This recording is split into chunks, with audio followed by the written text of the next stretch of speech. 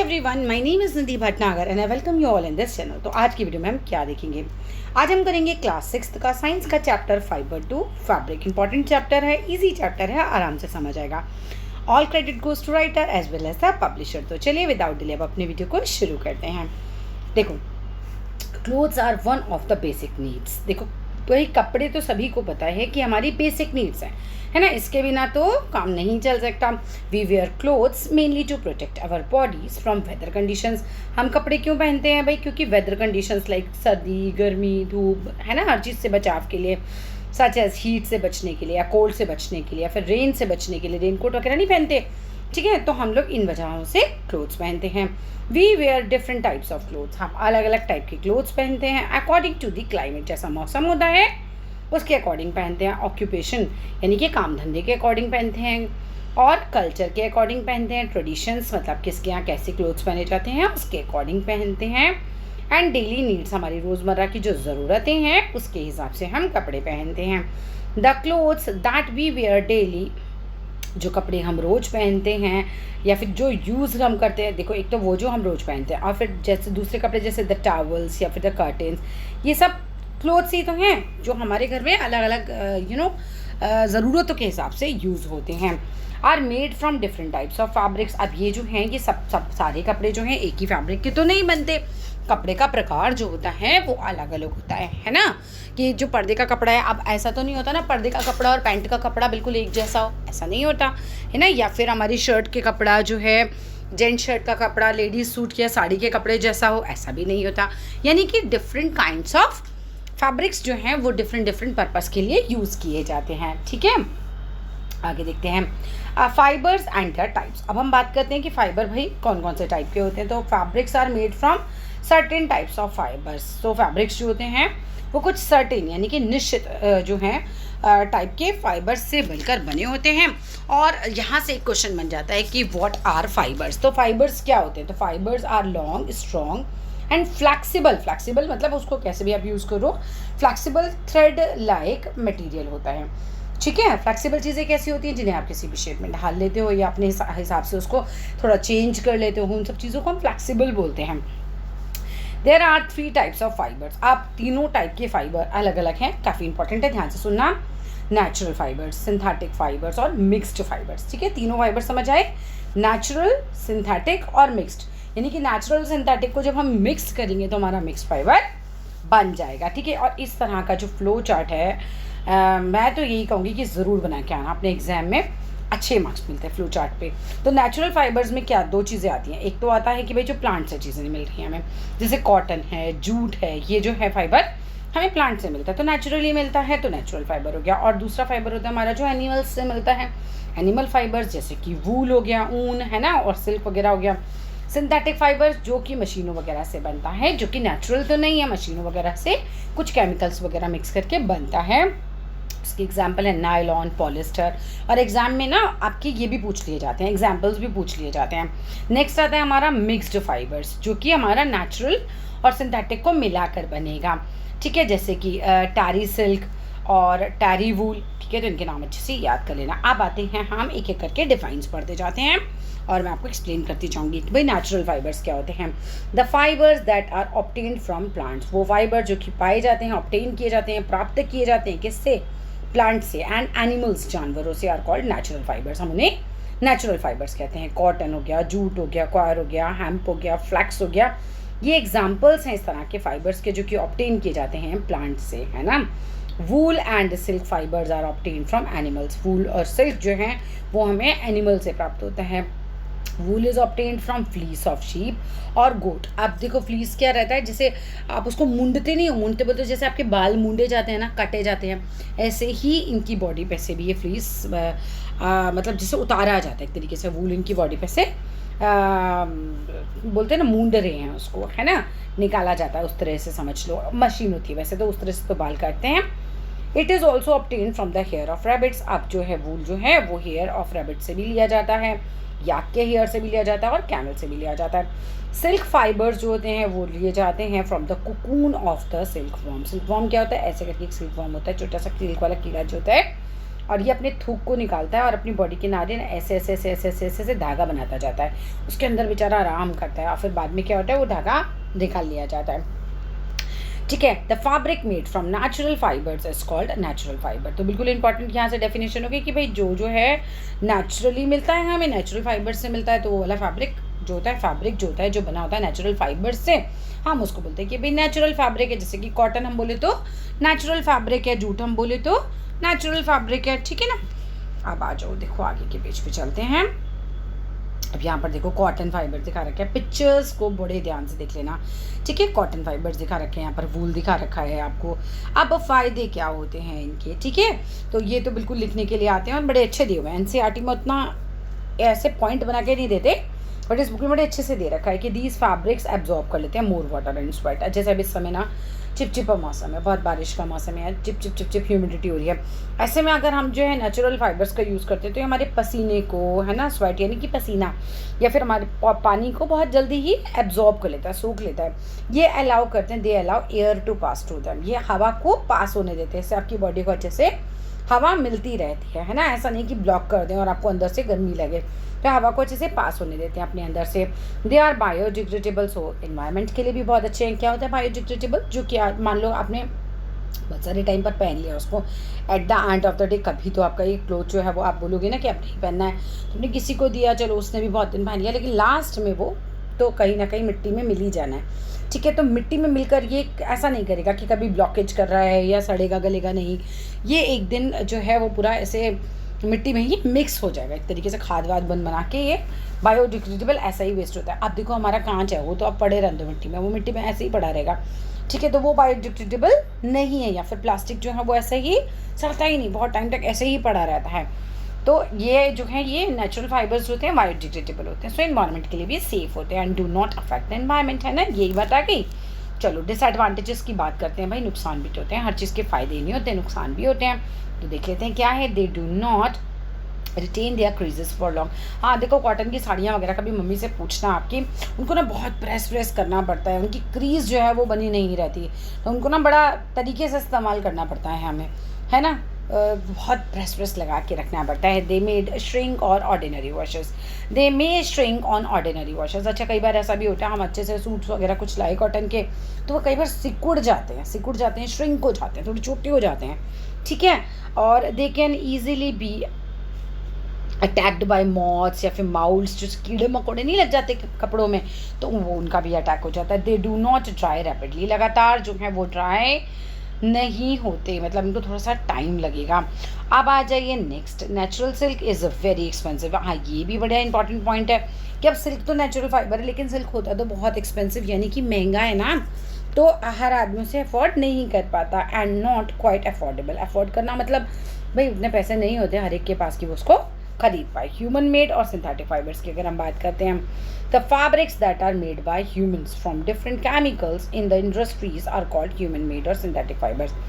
ऐसे फाइबर्स जो कि बनाए जाते हैं ह्यूमन, इंसानों के द्वारा, किस चीज़ को मिलाकर, केमिकल्स से, एंड वो इंडस्ट्रीज़ में हम उनको यूज़ करते हैं, इंडस्ट्रीज़ में वो बनते हैं, चलिए वो होते हैं ह्यूमन मेड। सिंथेटिक फाइबर्स यानी फैक्ट्रीज़ वगैरह में जो केमिकल वगैरह से मिलाकर बनाया जाता है। तो the fabrics that are made by humans, ऐसा फैब्रिक इंसानों के द्वारा बनाया जाता है डिफरेंट केमिकल्स से, कहाँ पर, इन इंडस्ट्रीज, उसको हम बोलते हैं ह्यूमन मेड और synthetic fibres. Some of the common synthetic fibres are, कुछ सिंथेटिक फाइबर्स हैं जिनके एग्जांपल्स आपको अच्छे से याद करें, दैट इज स्टेरोलिन हो गया, पॉलिस्टर हो गया, एक्रेलिक हो गया। The synthetic fibres are mostly obtain from petroleum. Synthetic fibres ज़्यादातर मोस्टली हम कहाँ से ऑब्टेन करते हैं भाई, पेट्रोलियम से।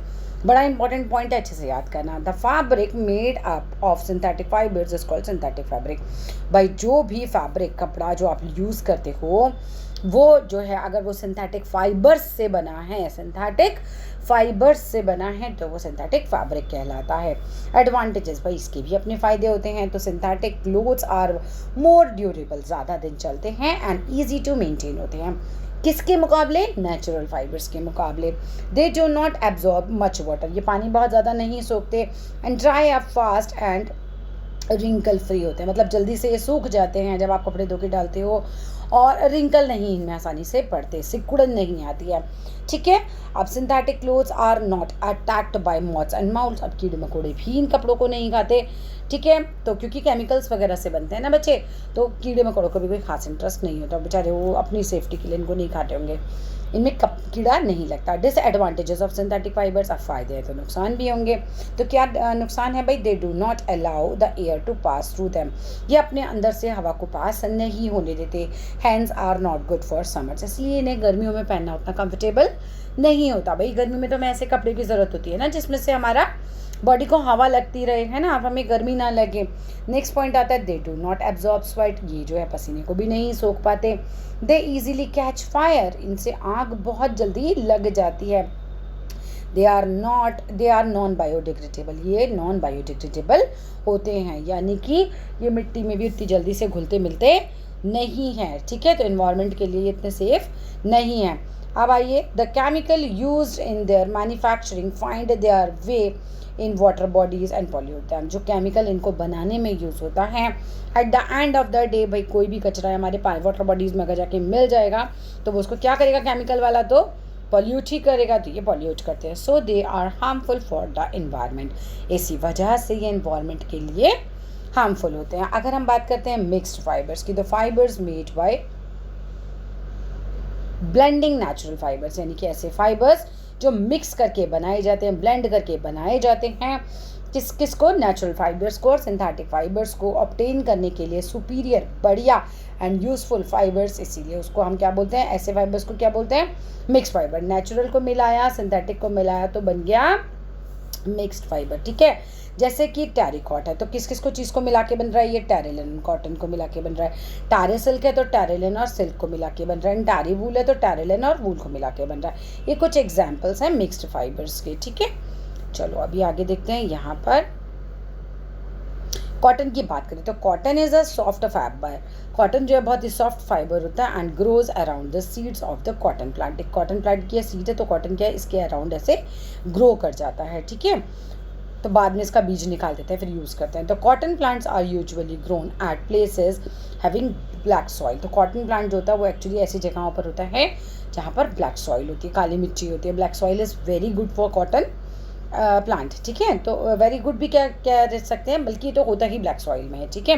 एंड इसको वार्म क्लाइमेट चाहिए होता है। इन अगर हम अपनी कंट्री की बात करें तो cotton is cultivated in Maharashtra, Madhya Pradesh, Punjab, Rajasthan, Gujarat, Andhra Pradesh, Tamil Nadu and Karnataka.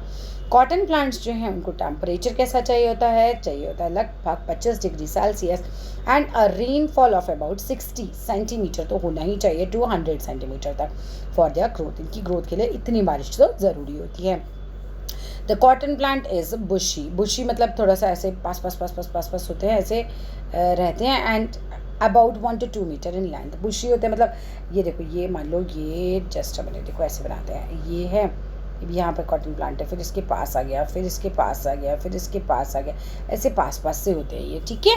और लंबाई कितनी रहती है इस पेड़ की? बस 1 से 2 मीटर तक, इतने ही ऊँचे होते हैं। कल्टीवेशन ऑफ कॉटन, अगर हम बात करते हैं इन इंडिया, भारत में, the growing period of cotton is from March यानी कि स्प्रिंग टू नवंबर, विंटर तक ये ग्रोइंग पीरियड इनका रहता है। Cotton seeds are planted in the early spring, early spring मतलब जैसे स्प्रिंग का मौसम शुरू होता है तो स्टार्टिंग में ही कॉटन प्लांट को जो लगा दिया जाता है इन अ वेल प्रिपेयर्ड फील्ड, एक अच्छे से प्रिपेयर्ड फील्ड में, यानी कि मिट्टी को अच्छे से करके लगा दिया जाता है। कॉटन सीड्स ग्रो करते हैं स्टेडली, लगातार कॉटन सीड्स जो हैं वो तेज़ी से, स्टेडली मिल लेते हो तेज़ी से जो है ये ग्रो कर जाती हैं। The fruits of the cotton plants उनको हम बोलते हैं cotton ball. The cotton balls grow slowly and small seeds and cotton fibers develop। जो कॉटन की जो बॉल्स होती हैं वो धीरे धीरे, ठीक है, ग्रो होती हैं, और स्मॉल जो सीड्स होते हैं, बीज होते हैं, एंड कॉटन फाइबर्स जो है वो डेवलप होने लगते हैं। अ फुल्ली मैच्योर यानी कि पूरी तरह से mature cotton ball is of the same size as that of the lemon, इतना बड़ी होती है जितना कि नींबू के आकार का हो जाता है। जब फुल्ली ग्रोन जो है मैच्योर कॉटन बॉल बन जाती है तो it is brown in colour, ये भूरे रंग की होती है कलर में। आफ्टर जब ये बिल्कुल मैच्योर हो जाती हैं, ठीक है, तो क्या होता है, the cotton balls burst open, ये एकदम खुल जाती हैं और सीड्स जो होते हैं कवर्ड होते हैं कॉटन फाइबर्स से एंड कैन बी सीन, हम उन्हें देख सकते हैं। अब आप यहाँ पर देख सकते हो, ये देखो मैं आपको दिखाती हूँ, ये देखो इस तरह का आता है। अब इसके अंदर ना, इसके अंदर बीज होते हैं फिर, ठीक है, ये नींबू के आकार तक का हो जाता है। अब यहाँ पर देखिए हैंड पिकिंग, मतलब हाथ से तोड़ तोड़ के ये लेकर जा रहे हैं, ये देखो यहाँ पर इसको इकट्ठा करेंगे। फिर ये क्या है, कॉटन पिकिंग मशीन्स भी आ गई हैं, आप तो ये मशीन से भी करें, इस तरह से इसका कल्टीवेशन होता है।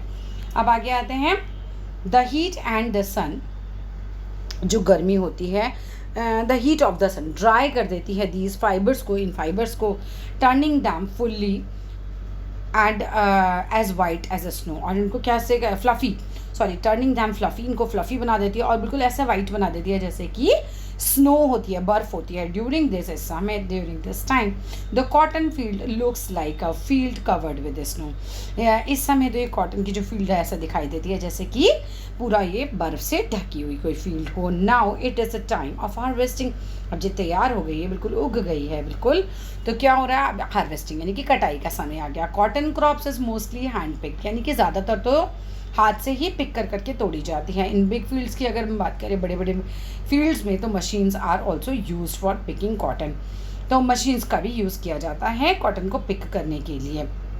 यूजेस ऑफ कॉटन की बात करें तो cotton fibres are use for manufacturing clothes and linen, linen का जो कपड़ा होता है ना, आप देखना कभी शर्ट्स वगैरह आती हैं बहुत ही कंफर्टेबल होती हैं, ठीक है, तो कपड़े बनाने के या लिनन बनाने के काम आता है। फॉर एग्जांपल सॉक्स बनाने के, टी शर्ट्स बनाने के, बेड शीट्स बनाने के, and generally made from cotton, ये सब चीज़ें तो कह रहे हैं जनरली कॉटन जो है उसका ही फाइबर से ये तैयार होता है, कॉटन फाइबर से ही बनती है। Cotton clothes are comfortable in hot and humid conditions, अब कॉटन की अगर हम बात करें कपड़े कब किस समय किस मौसम के लिए कंफर्टेबल है, तो हॉट और ह्यूमिड कंडीशंस, जैसे इस समय एकदम चिपचिपा मौसम हो रहा है, बारिश भी है और गर्मी भी है, तो बड़े गंदा सा मौसम ये हो रहा है, तो ऐसे में जब हम कॉटन के कपड़े पहनते हैं ना, तो हम काफ़ी कंफर्टेबल महसूस करते हैं, क्योंकि पसीना आएगा तो एब्जॉर्ब कर लिया जाएगा, इसके द्वारा हवा जो है ये पास होने देगा हमारी बॉडी से, तो ईजी रहता है हमारे लिए भी, because they are soft to touch, और एब्जॉर्ब कर लेते हैं स्वेट यानी कि पसीना, and let the air in, हवा को अंदर जाने देते हैं।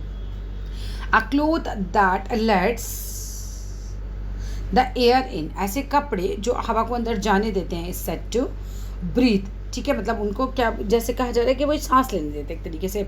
द स्वेट यानी कि जो पसीना होता है एब्जॉर्ब्ड हो जाता है बाय द कॉटन क्लोथ्स के, एंड इवेपोरेट्स मोर क्विकली, यानी कि जल्दी से भाप बन के उड़ जाता है, due to the air it breathes, जो भी वो एयर को ब्रीथ कर रहा है एक तरीके से कपड़ा, क्योंकि वो एयर को अपने अंदर ले रहा है ना, और अंदर लेके वो उसको बाहर भी जाने दे रहा है गर्मी को बॉडी के, तो इस तरीके से वो एक तरीके से सांस ले रहा है।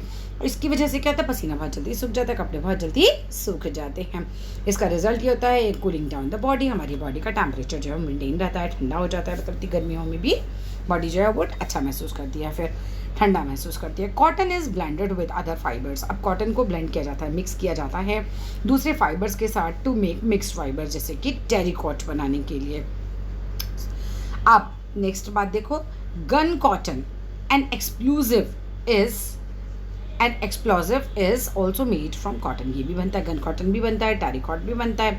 Cotton is use to absorb blood and pus from the wounds, wounds क्या होता है, आपकी घाव, आपको चोट लगी, वो घाव बन गया, उसमें से पस पड़ जाती है, कई बार येलो येलो सा कुछ सब्सटेंस निकलता है बाहर, ठीक है, तो उसको सोखने के लिए, या फिर चोट लगे तो खून को पोंछने के लिए, क्योंकि एब्जॉर्ब करेगा ना जल्दी से, तो उसके लिए भी यूज़ किया जाता है, and in other medical procedures में भी इसको हम यूज़ करते हैं। अब यहाँ पर देखो, ये डू यू नो तो कभी मत छोड़ना। The earliest written reference to cotton is from India, cotton has been growing in India for more than 3000 years, लगभग 3000 साल से हमारे यहाँ कॉटन जो है वो ग्रो किया जा रहा है। But cotton was used by Egyptians as early as 14,000 years हो, इजिप्टियंस उसको 14,000 साल से यूज़ कर रहे हैं, यानी कि हमसे पहले वहाँ आ गया होगा। अब ये MCQ क्वेश्चंस वगैरह है, ये तो आप अपने आप लगाना। आप आगे चलते हैं हम चैप्टर में। अच्छा दिखा दूँ, ये लो देख लो, ठीक है, ये वाले क्वेश्चन देख लिए, पॉज करके लिख लेना। अब आ जाइए, कोई क्वेश्चन में दिक्कत होती है तो कमेंट बॉक्स में लिख देना। चलो आगे आते हैं, गिनिंग क्या होता है। अब यहाँ से तो बड़े क्वेश्चन बन के आते हैं। तो गिनिंग क्या होता है, the cotton fibres are separated from their seeds by the process, जिसे हम गिनिंग कहते हैं। कॉटन फाइबर्स को हम अलग करते हैं, उनके बीजों को अलग कर देते हैं और फाइबर को हम अलग कर लेते हैं, इसी प्रोसेस को हम गिनिंग कहते हैं। And it was traditionally done by hands, पहले तो इसे हम हाथ से करते थे, यूज़ करते थे उसके लिए स्टील के कॉम्बिल्स, कंघा, ठीक है, और दीज डेज क्या है कि मशीन जिसे हम बोलते हैं, क्या बोलते हैं, रोलर गिन, वो यूज़ की जाती है गिनिंग के लिए। और रोलर गिन हैज़ स्टील पिन्स, इसमें अंदर स्टील की पिन्स होती हैं जो कि फिक्स होती हैं ऑन टू रूलर्स, दो रूलर्स में विच एक्ट एज कॉम, जो कि कंघे की तरह ही एक्ट करती हैं। When cotton is pass through a गिन, जब कॉटन पास किया जाता है इस गिन के अंदर से, द सीड्स आर, क्या हो जाते हैं, the seeds are combed out, मतलब वो बाहर निकल आती हैं, ठीक है। And they get collected in a separate vessel, उनको अलग वेसल यानी कि बर्तन में इकट्ठा कर लिया जाता है। व्हेन गिनिंग इज कंप्लीटेड, जब हमारी गिनिंग कंप्लीटेड हो जाती है, the ginned cotton is pressed into bundles, उसको बंडल में प्रेस कर करके रख लिया जाता है।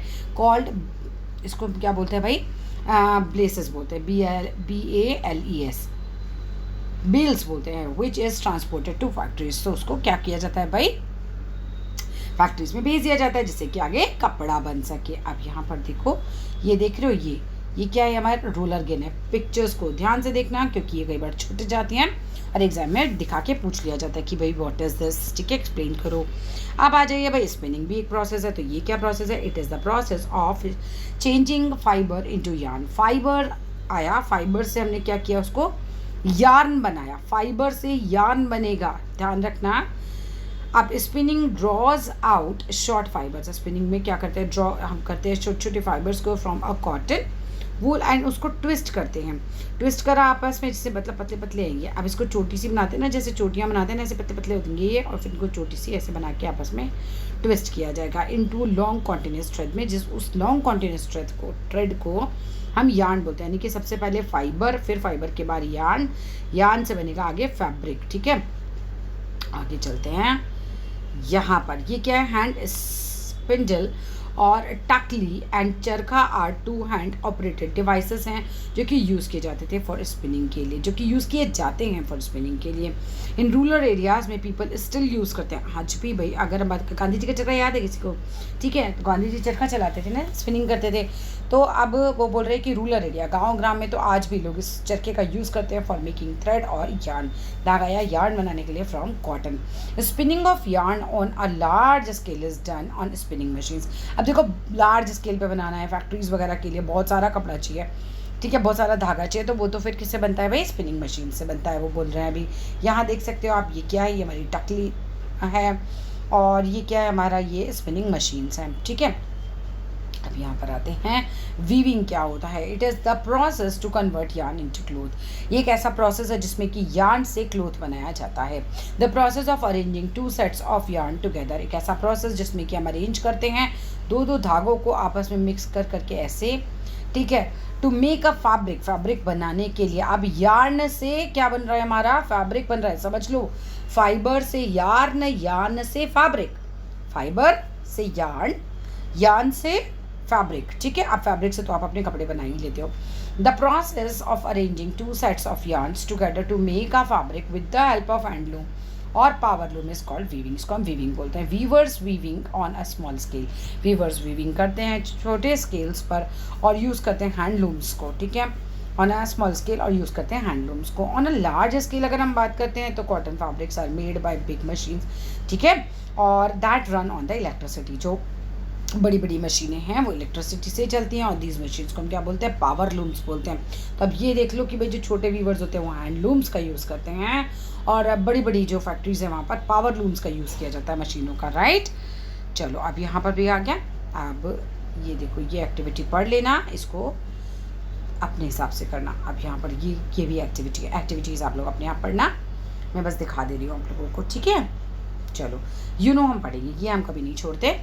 महात्मा Gandhi, the father of our nation, उन्होंने पॉपुलराइज किया था, मतलब बहुत पॉपुलर कर दिया था द यूज़ ऑफ चरखा। वो तो बहुत बोलते थे ना, विदेशी कपड़ा मत पहनो, चरखा से चलाओ और अपना ही देश का पहनो। तो ही वोर ओनली खादी क्लोथ्स, वो केवल खादी क्लोथ्स पहनते थे, वुवन फ्रॉम दी यार्न, जो कि यार्न से वुवन करके बनाया जाता था, दैट ही हिमसेल्फ स्पन, जो वो खुद स्पन करते थे ऑन आ चरखा, अपने मतलब खुद, ये देखो चरखा चलाते थे ये वाला। ड्यूरिंग द इंडिपेंडेंस मूवमेंट, जब आज़ादी का मूवमेंट हुआ था, कि एनकरेज्ड, उन्होंने उत्साहित किया था पीपल को, यानी लोगों को, टू वेयर खादी, खादी पहनने के लिए, खादी के क्लोथ्स पहनने के लिए, made of home spun yarn, जो कि बना होता था होम स्पन घरेलू यार्न से बन के।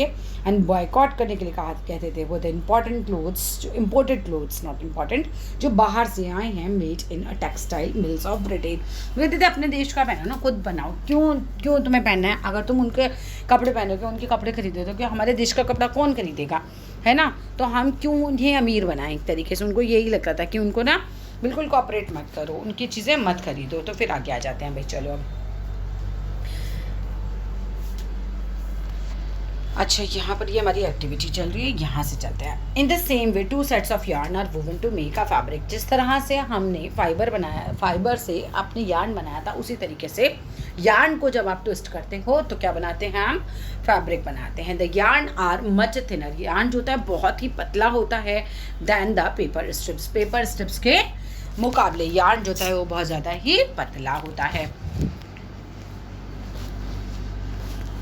अब आ जाओ यहाँ पे, ये रहा निटिंग। निटिंग, अब बुनना, आपने देखा होगा आपकी दादी नानी को स्वेटर वगैरह बुनते हुए। You must have seen a lady, तुमने ज़रूर देखी होगी लेडी को निटिंग अ स्वेटर और अ मफलर बुनते हुए, ठीक है, with the help of 2 knitting needles. 2 जो लंबी लंबी सिलाइयाँ होती हैं, आजकल तो वैसे काफ़ी कम हो गया है ये घर में प्रचलन, लेकिन पहले तो ये होता था कि घरों में दादी नानियाँ वगैरह तो स्पेशली बुनती रहती थी, जब भी खाली होती थी वो स्वेटर वगैरह बुन लेती थी इस तरह से। तो उसमें क्या होता है, 2 लंबी लंबी ऐसे सिलाइयाँ सी होती हैं उनके हाथों में, और वो आपस में ऐसे देखो उनसे बुनती जाती हैं, ठीक है, with the help of 2 knitting needles. In the knitting, a single yarn is used to make a piece of fabric. एक ही देखो, एक भी यूज़ करते हैं, बट एक से ज़्यादा मिला के भी कलर्स जो है वो स्वेटर्स बनाए जाते हैं, बनते हैं, आपके पास होते हैं ना कलरफुल स्वेटर्स, तो सिंगल यार्न से भी लेकिन ये बन जाता है। निटिंग जो होता है वो सिंगल यार्न से भी पॉसिबल होती है। Knitting can be done by hands using knitting needles. Knitting जो होती है वो हाथ से भी की जा सकती है, can be done by hands use करके निटिंग निडल्स। नाउ डेज क्या हो गया आजकल, most of the knitting is done with the help of machines. अब ज़्यादातर देखो लोगों के पास समय नहीं है, लेडीज़ भी जॉब में आ गई हैं बहुत ज़्यादा, तो निटिंग जो है वो मशीनों से की जाने लगी है काफ़ी। अब यहाँ पर देखो फिर से आपको कुछ एक्टिविटी है, वो आप एक्टिविटी देख लेने, देखो आपको करना सिखा रहे हैं। ये थ्रेड देखो फैब्रिक निकाल रहे हैं यहाँ से, ठीक है, फिर उसको क्या कर रहे हैं, थोड़ा स्ट्रेच कर रहे हैं एक हैंड से दूसरे हैंड पर। Yarn splits into thin strands, पतले पतले स्ट्रैंड्स में निकल गया, वो फाइबर्स हैं, है ना। तो उल्टा प्रोसेस दिखा रहे हैं कि आपको कहाँ से क्या आया। चलो यहाँ पर देखते हैं। फिर उसके बाद jute. Jute is a long soft shiny plant. Jute जो होता है वो लंबा सॉफ्ट मुलायम शाइनी चमकीला प्लांट फैब्रिक होता है, जो ऑब्टेन किया जाता है from the stems of jute plant से, जिसको हम बोलते हैं पैटसन और अ पाट in Hindi. It is also called golden fibre. Jute को हम गोल्डन फाइबर भी कहते हैं। अगेन वेरी इंपॉर्टेंट लाइन, किस फाइबर को हम गोल्डन फाइबर बोलते हैं? Answer is jute. The most useful properties of jute are its biodegradability. एक तो बायोडिग्रेडेबल है, लाइक इन्वायरमेंट के लिए बिल्कुल हार्मफुल नहीं है, नेचुरल है ना, मिक्स हो जाएगा नेचर में एक दिन। ड्यूरेबिलिटी, अच्छा चलता है। स्ट्रेंथ, तुमने देखा होगा जूट के बोरे भी होते हैं, आटे के कट्टे वगैरह होते हैं ना, जूट के बने होते हैं, बड़े मजबूत होते हैं, बड़े ड्यूरेबल होते हैं। स्ट्रेंथ बहुत ज़्यादा होती है, मतलब इनमें ताकत बहुत होती है। इन आवर कंट्री, अगर हम अपनी कंट्री की बात करें तो jute is cultivated in West Bengal. Jute जो होता है वो वेस्ट बंगाल में कल्टिवेट किया जाता है। India's largest producer of jute. India's largest producer of jute क्या है? वेस्ट बंगाल। ये जगह, इसको ये क्वेश्चन बन के आ सकता है। Assam and Bihar in the low laying areas around the river Ganga and river Brahmaputra, यहाँ पे भी जूट उगाया जाता है। It needs a well drained fertile soil और एल्यूवियल सॉइल। अब अगर हम जूट की बात करते हैं तो इसको मिट्टी कैसी चाहिए? फर्टाइल, एकदम उपजाऊ इसको मिट्टी लगती है, ठीक है। वेल ड्रेन्ड मतलब जिसमें से पानी जल्दी से ड्रेन भी हो जाता है, ऐसी सॉइल। और एल्यूवियल सॉइल जो है ये यूज़ की जाती है। तो ये बहुत अच्छे से याद कर लेना कि जूट उगाने के लिए कैसी मिट्टी चाहिए। वेल ड्रेन्ड, ठीक है, fertile soil air like alluvial soil, मतलब और नहीं है, एल्यूवियल सॉइल की यही क्वालिटी है कि वो वेल ड्रेन्ड और फर्टाइल होती है, ठीक है। और कॉटन की बात करें तो ब्लैक सॉइल में उगता था, ठीक है, याद है ना वो चीज़। Jute cultivation needs a hot and humid climate. Jute के कल्टीवेशन के लिए हमें कैसा क्लाइमेट चाहिए? हॉट और ह्यूमिड क्लाइमेट चाहिए होता है। एंड हाई रेनफॉल, लगभग 200 सेंटीमीटर तक की रेन होनी चाहिए ड्यूरिंग द ग्रोइंग पीरियड, जब वो उग रहा होता है। पढ़ लेते हैं आप, बहुत इंपॉर्टेंट होते हैं क्योंकि ये India is the largest producer of jute. India जो है यहाँ पर जूट सबसे ज़्यादा उगता है। जूट प्रोडक्ट्स होते हैं in the world, followed by Bangladesh, मतलब बांग्लादेश में भी होता है। About 85% of the world jute cultivation is concentrated in the Sundarban delta, जो कि इंडिया में ही है, वेस्ट बंगाल में एंड बांग्लादेश में, ठीक है। तो फिर यहाँ पर तो सबसे ज़्यादा जूट उगता है, मतलब हमारे यहाँ भी उगता है और बांग्लादेश में भी उगता है और वेस्ट बंगाल में तो सबसे ज़्यादा उगता है, ठीक है। अब कल्टीवेशन ऑफ जूट के बारे में हम कुछ पॉइंट्स पढ़ेंगे। The seeds of jute are sown in March and April. तो बीज कब बोए जाते हैं? मार्च और अप्रैल में। It is rainy season crop रहता है ये, मतलब रेनी सीजन क्रॉप है, यानी कि बारिश इसको चाहिए होती है। जूट प्लांट ग्रो होता है 6 to 12 फीट हाइट पर, मतलब लगभग इतना ये ऊंचा रहता है। इट अपीयर्स येलो फ्लावर्स, इस पर जो पीले रंग के फूल हैं वो आते हैं। The plants are cut during the flowering stage. इस प्लांट को काट दिया जाता है जब ये फ्लावरिंग स्टेज पे आ जाता है। This process this is because good quality jute is obtained from its young stem. क्योंकि क्या होता है, जैसे ये जवान होता है ना, थोड़ा बड़ा होता है थोड़ा सा, बस इसको काट देते हैं, क्योंकि अदरवाइज अगर क्या होगा, the stem becomes very hard. अगर आप जल्दी नहीं काटोगे तो स्टेम बाद में बहुत ज़्यादा हार्ड हो जाएंगे and it is difficult to remove fabrics from it. और फिर बहुत मुश्किल हो जाएगा कि हम इसमें से फैब्रिक निकाल पाएँ, क्योंकि जो फाइबर्स निकाल पाएँ, सॉरी फैब्रिक लास्ट में बनेगा, क्योंकि फाइबर्स से यार्न से फैब्रिक, समझ आ रहा है ना, फाइबर्स से यार्न से फैब्रिक। आफ्टर हार्वेस्टिंग, इसकी कटाई के बाद जो स्टॉक्स होते हैं उसके लंबे लंबे, मान लो आपने ये काटा, ठीक है, ये काटा, ये एक स्टॉक हो गया इसका, ये काटा। द प्लांट्स आर, फिर इसको क्या किया जाता है, टाइड इनटू बंडल्स। आप ठीक है, आप क्या किया आपने ना, ये वाला स्टॉक काटा, ये काटा, ये काटा, ये काटा, ये काटा, फिर इन सबको बंडल में बांध दिया, इसको रस्सी से ऐसे आपस में बंडल बना दिया, बांध दिया। And left in stagnant water, pond जैसे होता है, तालाब या कहीं पे भी रुके हुए पानी में इनको डाल दिया जाता है फॉर 20 डेज, लगभग 20 दिनों के लिए, है ना। अजीब है ये प्रोसेस बहुत ही, कि आपने काट के बंडल बना के उसको पानी में डाल दिया लगभग 20 दिन के लिए। स्टिग्नेंट होता है रुका हुआ पानी। In stagnant water bacteria grow जाते हैं आसानी से। So the sticky matter that holds the fibres to the inner part of the stem is eaten away. वो खा लिया जाता है, वो जब चिपचिपा पदार्थ होता है उसमें ईटन अवे कर लिया जाता है बाय द बैक्टीरिया। इस प्रोसेस को हम रिटिंग बोलते हैं, ठीक है। रिटिंग का प्रोसेस लिखने के लिए आता है, ध्यान से पढ़ लेना इसको। व्हेन द स्टेम्स रॉट, जब इसकी जो स्टेम्स होती हैं वो सड़ जाती हैं, the fibres are separated by hands. तो फाइबर को हाथ से सेपरेट कर लिया जाता है। The fibres so obtained are dried into the sun. अब जो फाइबर उसमें से निकाला गया है उसको धूप में सुखाया जाता है and tied into small bundles, और छोटे छोटे बंडल्स में उसको बांध दिया जाता है। These bundles are sent to the mills, और इन बंडल्स को मिल्स में भेज दिया जाता है, क्योंकि मिल में जाके फिर आगे का काम होगा। ये देख रहे हो जूट के बैग बन रहे हैं, जूट की बास्केट्स वगैरह हैं। अब आगे बढ़ते हैं, यहाँ पर ये देखो, यहाँ पर ये देखो पॉन्ड वगैरह में इसने डाल दिया होगा स्टिक्स को। चलो ये देखो, breaking up the jute plant and stripping the fibre. अब नेक्स्ट पॉइंट आता है कि they are then spun and woven into textile at the mills. अब मिल में अब उनको भेज दिया जाता है, तो फिर वहाँ पर उनको वुवन किया जाता है, बुना जाता है और कपड़े वगैरह बनाए जाते हैं मिल्स में, ठीक है। यूज़ क्या है जूट का, तो jute is the second most important fibre है आफ्टर कॉटन। मतलब कॉटन तो नंबर 1 है, उसके यूजेस तो नंबर 1 है, लेकिन सेकंड नंबर पे अगर हम बात करते हैं तो जूट है। It is use for making Ghani bags और सैक्स, यानी कि बोरे बनाए जाते हैं, जिसमें जो आलू प्याज वगैरह आप देखते नहीं हो, बड़े बड़े बोरे होते हैं, उसमें भर दिए जाते हैं वो, क्योंकि काफ़ी मजबूत होता है। High quality jute is woven into curtains. जो अच्छी क्वालिटी का जूट होता है उससे पर्दे भी बनाए जाते हैं, कारपेट जो कालीन होते हैं वो भी बनाए जाते हैं, चेयर की कवरिंग्स भी बनाई जाती हैं, उनको ढकने के लिए कवर्स वगैरह जो होते हैं वो। एंड पैकिंग फॉर लाइनोलियम, इसकी पैकिंग के लिए भी बनाया जाता है, ठीक है, इसकी भी पैकिंग होती होगी। शॉपिंग बैग्स हो गए, टेबल मैट्स हो गए, जूट जो है वो भी बीड्स हो गई एंड ज्वेलरी हो गई, ये भी बनाया जाता है जूट से, ठीक है। Jute bags are also extensively used, काफ़ी ज़्यादा यूज़ किए जाते हैं इन पैकिंग सीरियल्स में। जैसे कि आपने देखा होगा गेहूं के बोरे होते हैं, ज्वार भर रखी है बोरों में, मेज़ मक्का भर रखी है, मतलब बेसिकली बोरा एक ऐसी चीज़ है कि काफ़ी स्ट्रॉन्ग हो जाता है, तो उसमें चीज़ें भर के आप ले जाओगे तो फटेगा नहीं, ठीक है ना। नेक्स्ट आ जाइए, ये देखिए, ये तो एक्टिविटी है, ये देख लीजिएगा आप लोग। हम देखते हैं एक्टिविटी के आगे, ये तो सारी एक्टिविटी है।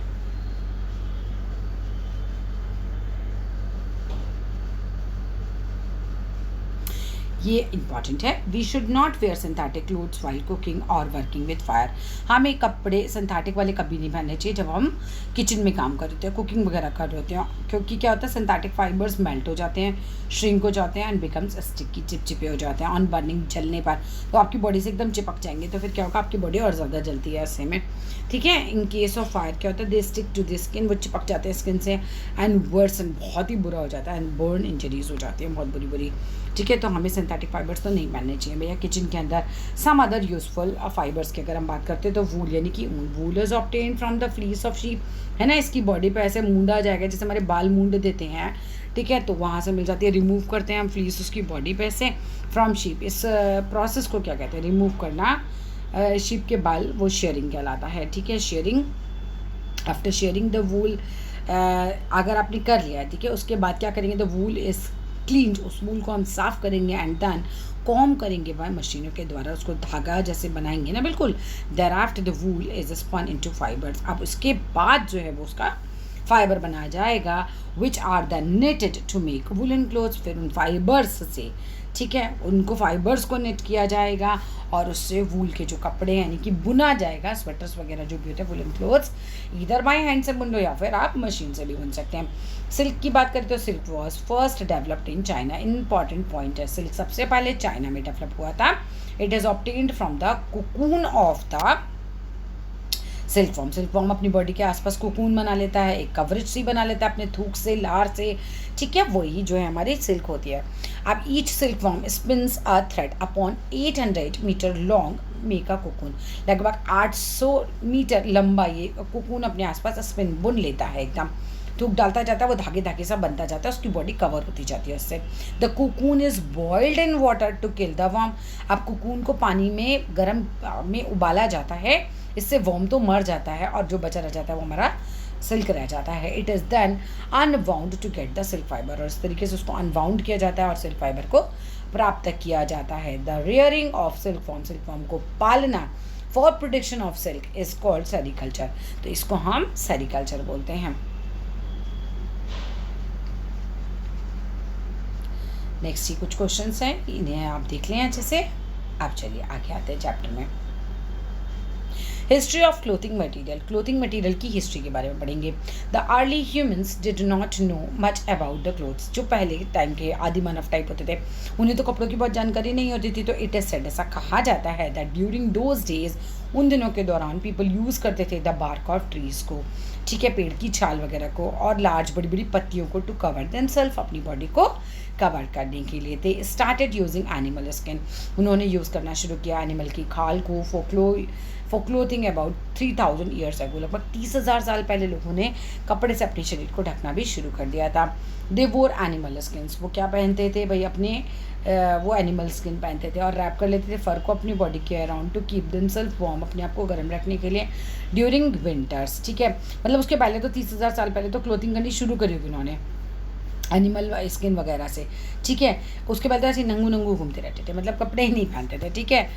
तो आ जाइए, after people begin to settle in agriculture, जब इंसान ने एग्रीकल्चर यानी कि खेती करना शुरू किया, सेटल होना शुरू किया इन ठीक है कम्युनिटीज़ वगैरह में, फिर वो एग्रीकल्चर कम्युनिटीज़ में वो रहने लगे, ठीक है। तो दे लर्न टू वीव ट्विंग्स, और ट्विंग्स क्या होता है, तिनके, छोटे छोटे तिनकों से वो आपस में घास के वो कुछ बुन बुन के मैट्स वगैरह बनाने लगे, बास्केट बनाने लगे, और लेटर मतलब बाद में क्या हुआ, ह्यूमन ने डेवलप किया था टेक्निक फॉर स्पिनिंग की, वीविंग क्लोथ्स की, फ्रॉम फ्लफी सब्सटेंसेस से ऑफ कॉटन प्लांट, ठीक है। The clothing was invented between 50,000 से लेकर 1 लाख ईयर्स अगो, लगभग उससे पहले तो नंगू नंगू घूमते थे, इतने से साल से पहले क्लोथिंग इन्वेंट हुई थी, उसका आविष्कार हुआ था। In ancient Egypt cotton and flax plants were cultivated near the river Nile, अगर हम बहुत प्राचीन काल की बात करें तो इजिप्ट में कॉटन और फ्लैक्स प्लांट्स जो थे वो कल्टिवेट हुए थे, उगाए गए थे नियर द रिवर नील नदी के पास, and use for making fabrics, और उनसे फैब्रिक्स बनाया गया था। अगर हम भारत की बात करें, in India the use of cotton is spread around 3000 BCE, ठीक है, तो लगभग इतने साल पहले हमारे इंडिया में रहा। In China silk forms were domesticated to the produce silk, silk forms को डोमेस्टिकेट किया गया था चीन में डोमेस्टिकेट करना मतलब जैसे पालना एक तरीके से, सिल्क वॉर्म की वजह से क्या होता तो उन्हें सिल्क मिलती थी, तो उन्होंने स्टार्ट किया था। अराउंड कब किया था? 3000 BCE पहले ही। The fibres were then spun into thread. उसके बाद फाइबर्स को थ्रेड बनाया गया, धागे बनाए गए, which were woven to make silk cloth, और फिर उन्हें वुवन करके उनसे सिल्क क्लोथ बनाया गया। अर्लियर पहले स्टिचिंग वॉज नॉट नोन, लोगों को ना सिलाई करनी नहीं आती थी, तो विमेन यूज करते थे to wear sari and man use करते थे वेयर धोती। तो बस सीधा ऐसा साड़ी, तो क्योंकि सीधा कपड़ा है ना, कि ऐसा सीधा आपने फैब्रिक बना लिया और बस उसको पहन लिया, ऐसे ही धोती होती थी। These clothes were not stitch, तो इस तरह की साड़ी या धोती तो स्टिच नहीं होती है। आज भी साड़ी या धोती में कुछ भी स्टिचिंग का काम नहीं होता है। These clothes were not stitch, they were just wrap कर लेते थे अराउंड देयर बॉडी, अपनी बॉडी पर बस रैप कर लिया। Even today sari, dhoti and lungi are use unstitch clothes, है ना, यही तो अनस्टिच क्लोथ्स होते हैं। With the invention of sewing needle, जब सिलने वाली जो सुई है उसका आविष्कार हो गया, पीपल स्टार्टेड स्टिचिंग फैब्रिक्स, तब लोगों ने फैब्रिक्स को स्टिच करके क्लोथ्स बनाना शुरू कर दिया। ठीक है, टुडे वेरियस बहुत सारे स्टिच क्लोथ्स जो है, जैसे कि जीन्स हो गए, सूट्स हो गए, शर्ट्स हो गए, ट्राउजर्स हो गया, वेरी पॉपुलर, ये बहुत पॉपुलर है। At present there is a large variety of fabrics, बहुत ज़्यादा वैरायटी है फैब्रिक्स की टू चूज़ फ्रॉम, मतलब हम जो हैं उन्हें चुन सकते हैं, हमको अलग अलग वैरायटी के फैब्रिक्स मिलते हैं ना, तो आप कोई सा भी चुन लीजिए। About 35 years old stitching needle made up of bones, 35,000 साल पहले की स्टिचिंग निडल्स जो होती थी वो किससे बनती थी? बोन्स, हड्डियों से बनती थी, एंड आइवरी से बनती थी। Have been discovered in India, वो भारत में हुई होगी, तो वो डिस्कवर की गई थी। ठीक है, उसका आविष्कार हुआ था एक तरीके से। चलो भाई, अब यहाँ पर आई थिंक ये तो चैप्टर मुझे मेरे हिसाब से ख़त्म हो गया है ये। Yes, that is complete now. अच्छा, चैप्टर अच्छा लगे, देखो पहले ये देख लो। ठीक है, ये तो कॉन्सेप्ट मैप है, ये तो बड़ा इंपॉर्टेंट होता है, आपको आना ही चाहिए। ठीक है, अब अगर वीडियो अच्छी लगे तो ज़रूर बताइएगा, लाइक कीजिएगा, चैनल को सब्सक्राइब कीजिएगा। कोई प्रॉब्लम आती है तो कमेंट बॉक्स में पूछ लीजिएगा। ये देखो, ये एक्टिविटी ना सबके स्कूल में करवाते हैं। ठीक है, अलग अलग रंग की स्ट्रिप्स लेके इसको आपने वीविंग सिखाते हैं इस तरीके से। तो बस दैट्स ऑल फॉर टुडे, फिर मिलते हैं नेक्स्ट वीडियो में। Till then love you all and bye bye.